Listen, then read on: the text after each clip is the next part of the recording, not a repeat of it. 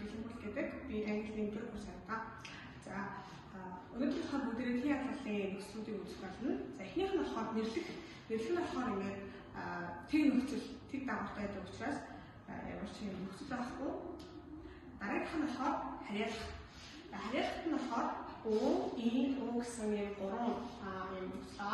За энэ нь болохоор өөрийн болохоор энэ буюу сүүлнээс бусад гүйгчээр төгссөн үгэнд дагуулж бичдэг.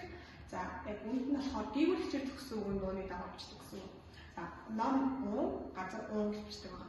За хоёрт нь болохоор ийн болохоор ихшээр төгссөн үгэнд бичдэг. За энэ нь болохоор ээжийн аавын гэдэг үг байж болно.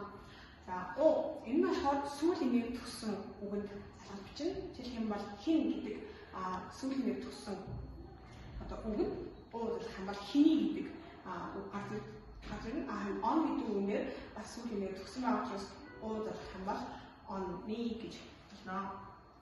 За бүгдээ энийг үг ашиг.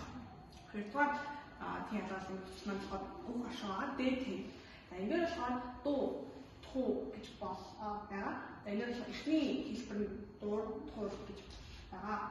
Энэ болохоор ишиг болон зөөлөн дэвсгэр буюу энэ бидний хэлснээр намлангаар одоо ингэ төгсөн үгэнд дуурлцдаг.